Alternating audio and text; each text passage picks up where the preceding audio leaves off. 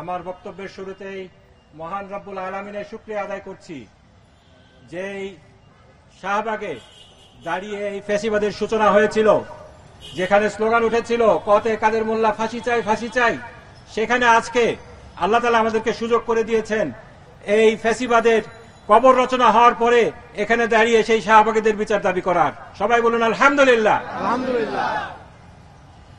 প্রিয় সংগ্রামী জনতা, আপনারা জানেন ফ্যাসিবাদের সূচনা হয়েছিল এই শাহবাগে, যখন আব্দুল কাদের মোল্লার ফাঁসির শহীদ আব্দুল কাদের মোল্লার ফাঁসির দাবিতে এখানে ফ্যাসিবাদী শক্তির প্রত্যক্ষ তত্ত্বাবধানে প্রত্যক্ষ আয়োজনে এখানে একদল ভারতীয় কুলাঙ্গারকে জড়ো করা হয়েছিল সেই শহীদ আব্দুল কাদের মোল্লার ফাঁসির দাবিতে। আপনারা জানেন এই ফ্যাসিবাদী শক্তি, ভারতীয় হিন্দুত্ববাদী আধিপত্যবাদী শক্তি আব্দুল কাদের মোল্লাকে তাদের এই আধিপত্যবাদ কায়েমের জন্য একটি বাধা, একটি অন্তরায় মনে করত। সেই জন্য তারা শহীদ আব্দুল কাদের মোল্লাকে প্রথমে ফাঁসিতে ঝুলিয়ে হত্যা করে। এটি ছিল একটি বিচারিক হত্যাকাণ্ড, এটি কোনো বিচার ছিল না, এটি ক্যাঙ্গারু কোর্টের মাধ্যমে সাজানো সাক্ষীর মাধ্যমে তাকে এভাবে জুডিশিয়াল কিলিং করা হয়েছিল। শহীদ আব্দুল কাদের মোল্লাকে আমি চাচা বলে ডাকতাম। আমাদের সাথে পারিবারিক ঘনিষ্ঠতা ওনার ছিল। আমি দেখেছি বছরের পর বছর ওনার কার্যক্রম আমি লক্ষ্য করেছি, আমি সাক্ষী দিতে পারি উনি একজন ভালো মানুষ ছিলেন। তিনি ওনার অন্তরে ইসলামী জজবা পোষণ করতেন। উনি এই হিন্দুত্ববাদী যে আগ্রাসন আমাদের দেশে যুগের পর যুগ চলে আসছে, শুধু যুগের পর যুগ নয়, এই হিন্দুত্ববাদী আগ্রাসনের সাথে বাঙালি মুসলমানদের যে সংগ্রাম, এটি হাজার বছরের সংগ্রাম।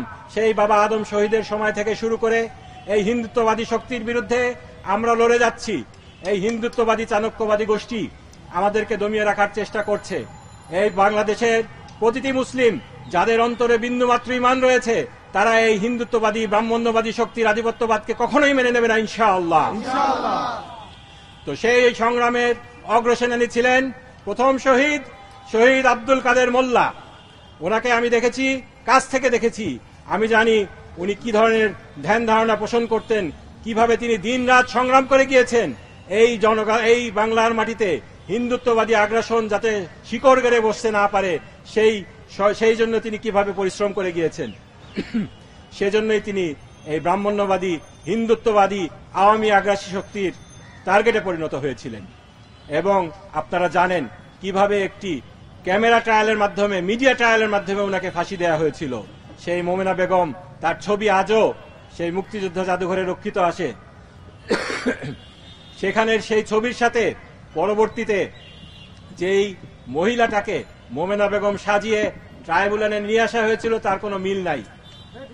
সেই তথাকথিত মোমেনা বেগমের সাক্ষী, তার জবানবন্দি সেই মুক্তিযুদ্ধ জাদুঘরে রক্ষিত আছে। সেখানে আব্দুল কাদের মোল্লার নাম নেই।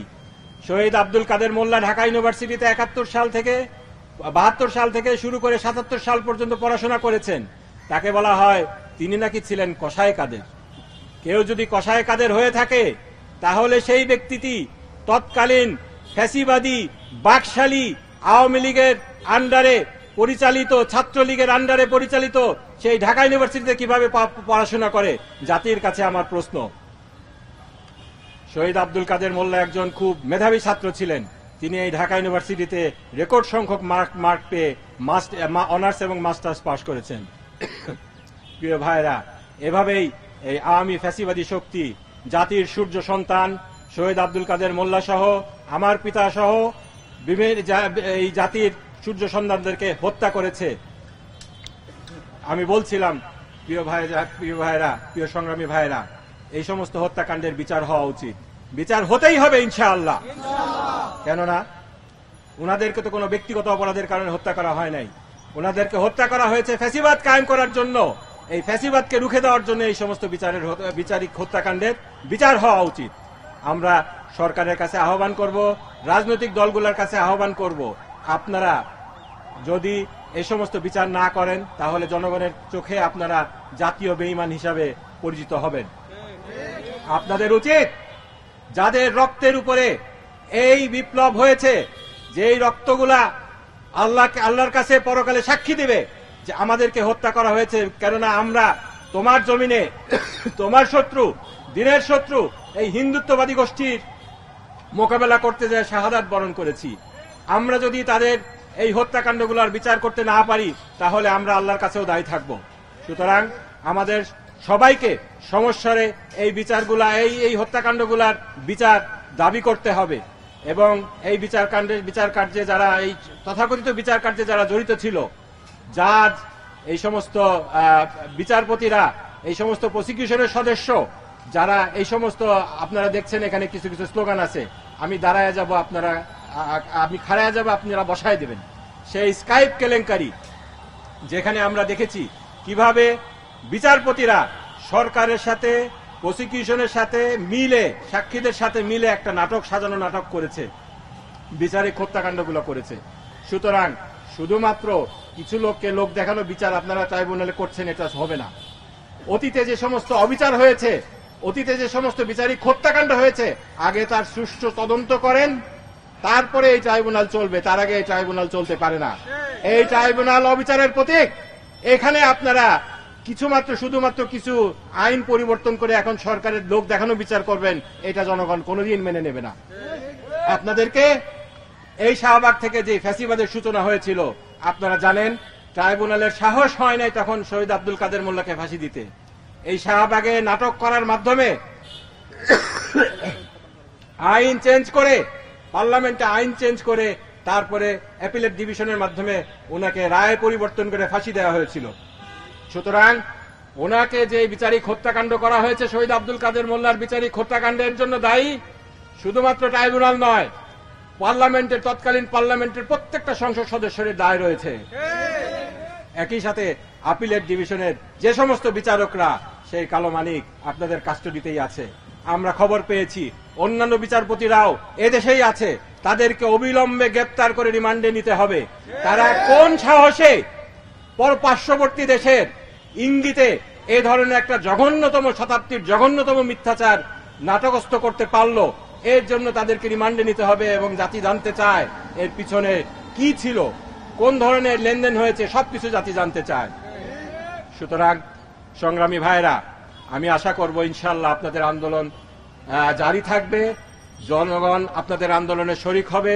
এই দেশ আল্লাহর রহমতে ইনশাআল্লাহ আমরা আধিপত্যবাদী শক্তিকে এদেশে কখনোই আর স্থান হবে না। এর জন্য আমাদেরকে জনগণকে সতর্ক করতে হবে, সচেতন করতে হবে। আধিপত্যবাদীদের যেই হিন্দুত্ববাদীদের যে ষড়যন্ত্রগুলো রয়েছে সে ব্যাপারে জনগণকে সতর্ক করতে হবে। আমি আশা করি ইনশাআল্লাহ এবং আহ্বান জানাই সবাইকে, আমরা সম্মিলিতভাবে ইনশাআল্লাহ এই হিন্দুত্ববাদী আগ্রাসনকে রুখে দেব এবং বাংলার মাটিতে কালেমার পতাকায় উঠবে ইনশাআল্লাহ। ইনকিলাব জিন্দাবাদ। ওয়া আখিরু দাওয়ানা আলহামদুলিল্লাহি রাব্বিল আলামিন। শহীদ আব্দুল কাদের মোল্লা ভি চিহ্ন দেখিয়েছিলেন, আসুন আমরা সবাই আজকে ভি চিহ্ন দেখাই। আল্লাহু আকবার,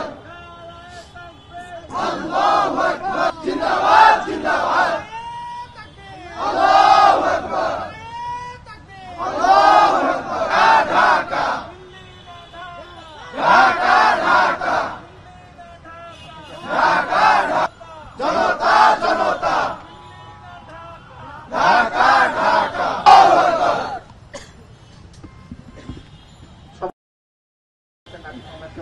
সময়সূচির মধ্যে থেকে আমাদের জন্য সময় বের করার, আমাদের ওনাকে ছেড়ে দিতে হবে। ওনার একটা এনগেজমেন্ট আছে, যেটা আমি আগে বলেছি।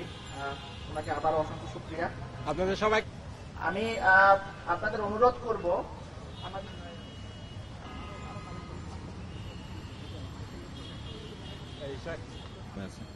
আচ্ছা আচ্ছা আচ্ছা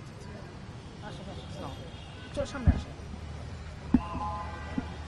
আমাদের সাথে আপনার ব্যস্ত সময় থেকে আমাদের জন্য সময় বের করার জন্য আমি উপস্থিতিকে অনুরোধ করবো, আপনারা যদি এখানে একটু বসে পড়েন তাহলে ভালো হয়। কারণ ট্রাইব্যুনাল, বিচার প্রক্রিয়া এবং শাহবাগকে মোকাবেলা নিয়ে আমাদের মধ্যে অনেক ইনফরমেশন এবং নলেজ, জ্ঞান স্পর্শ রাখার চেষ্টা করবো। তারপর মিলাদ মাহফিলের মাধ্যমে ইনশাআল্লাহ আমাদের প্রোগ্রাম পেছানো আছে। আজকে আর একটা আছে, আমরা জানি না এটা আমরা কতখানি বাস্তবায়ন করতে পারবো। সেই জিনিসটা হচ্ছে ট্রাইব্যুনাল যে এটা সম্পূর্ণ একটা ভুয়া বিচার প্রক্রিয়া ছিল। সুখরঞ্জন বালি অসংখ্য আছে, এদের অনেকেই তাদেরকে বেধড়ক মারপিট করা হয়েছে, সেফ হোমে নিয়ে এসে, সেফ হোমে আনসেফ ভাবে তাদেরকে রাখা হয়েছে। জোর করে সাক্ষ্য নেওয়া হয়েছে এবং তারা অনেকে মোরাল গিল্টে ভুগছেন আজ পর্যন্ত, যে একটা হত্যাকাণ্ডের সাথে তাদেরকে যুক্ত করে দেওয়া হলো। আমার দেশে কয়েকদিন আগে আপনারা দেখেছেন যে মৌলানা আবুল কালাম আজাদের বিরুদ্ধে যারা সাক্ষ্য তাদেরকে রেকর্ড রাখলাম নাই এবং সেখানে তারপর আবার নির্যাতন করা হয়েছে। আমরা এই ঘটনাটা ইন্টারভিউটা ইনশাল্লাহ তার মুখ থেকে আজকে আমরা শোনার চেষ্টা করব। ভিডিওটা আছে, আমি ঠিক আমাদের কাছে প্রজেক্টরও আছে, কিন্তু প্রজেক্টরে আমরা কিভাবে এটা দেখাবো এটা আমরা এখনো নিশ্চিত না। আমরা ইনশাল্লাহ ল্যাপটপে হলে এটা আমরা দেখে যাবো। আমি অনুরোধ করবো আপনারা একটু যদি বসে পড়েন তাহলে ভালো হয়।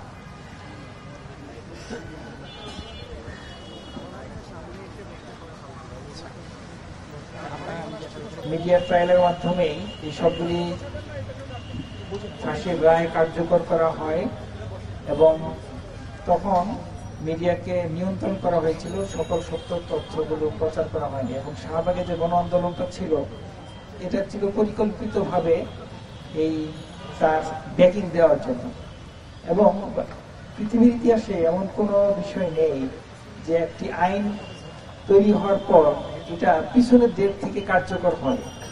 যেটা আব্দুল কাদের মোল্লার ফাঁসির সময় যেটা আইনটি কার্যকর, তার প্রথমে কিন্তু যাবজ্জীবন কারাদণ্ড দেওয়া হয়েছিল। এর পরবর্তীতে শাহবাগ গণজাগরণ মঞ্চ এইগুলি তৈরি করা হয় পরিকল্পিতভাবে। তাদের আজকে কোথায় পাত্তা আছে, তারা আজকে কোথাও কিন্তু খুঁজে পাওয়া যাচ্ছে না, যে সমস্ত লোকগুলি এগুলি করছিলেন। পরবর্তী সময়ে আইন পরিবর্তন করা হয়, আইন ব্যাকডেটে কার্যকর করা হয়, যেটা পৃথিবীর ইতিহাসে নজিরবিহীন। তিনি একজন ভালো মানুষ ছিলেন। আর কসাই কাদের আর আব্দুল কাদের মোল্লা দুজন কিন্তু দুই ব্যক্তি, দুজন কিন্তু এক ব্যক্তি নন। এই বিষয়টা কিন্তু তখন অনেকেই বলার চেষ্টা করছেন, কিন্তু এটাকে রাষ্ট্রপক্ষ, সরকার পক্ষ এবং আইনজীবীরা, বিচারপতিরা কোনোভাবেই গ্রহণ করেননি। যিনি কসাই কাদের ছিলেন তিনি মিরপুর এলাকায় তৎকালীন সময়ের পরবর্তী সময়ে সেখানে নিহত হয়েছিলেন।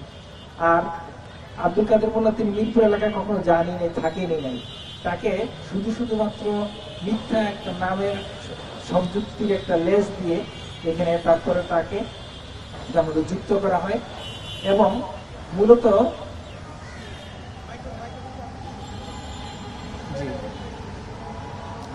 কিন্তু দেখা যাচ্ছে যে যদি তিনি সংগঠন না করতেন তাহলে কিন্তু তাকে ধরা হতো না। মূলত ইসলামের সাথে থাকার কারণেই শুধুমাত্র এই সমস্ত ব্যক্তিদেরকে ফাঁসি দেওয়া হয়। মাওলানা দেলোয়ার হোসেন সাইদিকে যেভাবে হত্যা করা হয় সেটা আমরা দেখেছি, এবং নিজামী সাহেবকে যেভাবে দেওয়া হয়, মুজাহিদ সাহেবকে যেভাবে দেওয়া হয়, প্রত্যেকটা জিনিসই কিন্তু বিভিন্নভাবে ভিন্ন আঙ্গিকে এগুলো উপস্থাপন করা হয়। সুতরাং আমি তার শহীদ হিসেবে আল্লাহ তাআলা কবুল করেন সেই দোয়া কামনা করছি, এবং এই বিষয়গুলো যাতে মানুষের কাছে স্পষ্ট হয় যে এগুলো আসলে হত্যাকাণ্ড ছিল, এগুলো বিচার ছিল না, এবং এগুলির প্রত্যেকটার পিছনে কারা কিভাবে জড়িত ছিলেন সেই বিষয়গুলো যাতে এখন প্রকৃতভাবে উন্মোচন করা হয়। যেমন স্কাইপি কেলেঙ্কারির একটা দুটা বক্তব্য আপনারা এখানেই দেখেছেন, এই যে আপনারা যারা যে বিচারপতি এবং যাদের সাথে প্রসিকিউটর সাথে ছিল তারা আগে যোগ সাজস করেছিল, এবং তারা এগুলিকে পরিকল্পিতভাবে মানুষের কাছে সত্য হিসেবে উপস্থাপনের চেষ্টা করতেছিলেন। তো এই সংক্ষিপ্ত কথা বলে আমি আমার কথা শেষ করছি। আপনাদেরকে অনেক ধন্যবাদ আমাকে সময় দেওয়ার জন্য, এবং আপনারা যারা আয়োজন করছেন আয়োজকদেরকে আমি অনেক ধন্যবাদ জানাচ্ছি। আপনারা এরকম একটা বিষয় আয়োজন করেছেন, এবং এই 12 তারিখ আজকের ডেটটাই এই তারিখেই কিন্তু আব্দুল কাদের মোল্লাকে ফাঁসি দেওয়া হয়, এবং সেই তারিখে আপনারা আয়োজন করছেন। আমি সবকে ধন্যবাদ জানিয়ে আমার কথা শেষ করছি।